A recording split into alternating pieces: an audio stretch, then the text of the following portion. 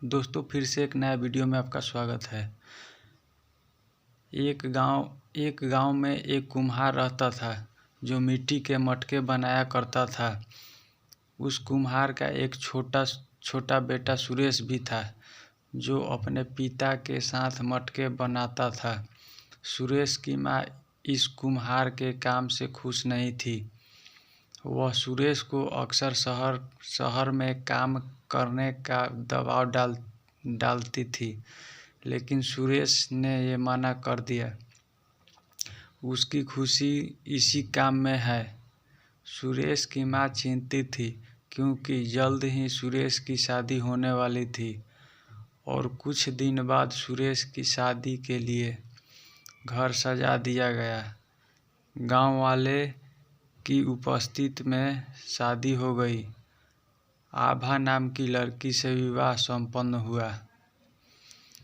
एक दिन सुरेश की माँ ने आभा से भी यही बात कही कि उसका बेटा उसकी बात नहीं मानता है, वह शहर नहीं जाना चाहता।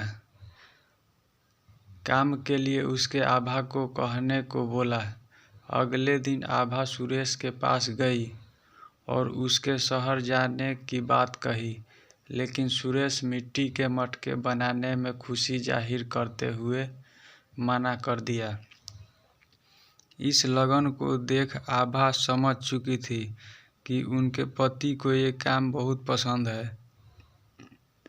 तभी आभा ने सुरेश के हाथों से बनाए एक लंबे सुराही वाली मटके को देखा। उसने तारीफ की और कहा, अगर आप इसे मेले में बेचेंगे तो बहुत ज़्यादा पैसे मिलेंगे। सुनकर सुरेश उत्साहित हुआ। उसने और मटके बनाए और उस पर चित्रकारी करने लगा। फिर वह मेले में जाकर मटके बेचने के लिए खड़ा हुआ। उसके सारे मटके शाम तक बिक चुके थे। उसके घर में आकर अपने पिता को बहुत ज़्यादा पैसे दिया।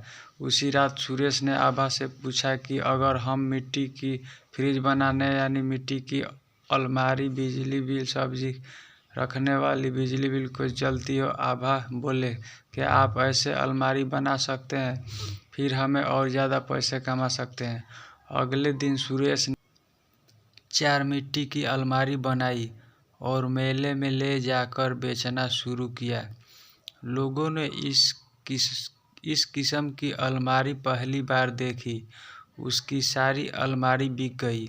एक रिपोर्टर ने उस अलमारी का फोटो खींचकर न्यूज़ में छापा। अब सुरेश को अलमारी के लिए ऑर्डर आने लगे। लोग उसके घर जाकर उससे अलमारी खरीदना चाहते थे। ये सब माँ को देख अपनी गलती का एहसास हुआ और अपनी बहू आभा को धन्यवाद दिया। आई होप आप समझ गए होंगे। इस कहानी में अगर कोई दिक्कत होगा तो कमेंट में ज़रूर बताइएगा आप लोग। अगर अच्छा लगा तो लाइक सब्सक्राइब जरूर करना। वीडियो पसंद आई तो लाइक मारो और अगर तुम लोग नए हो तो सब्सक्राइब करो।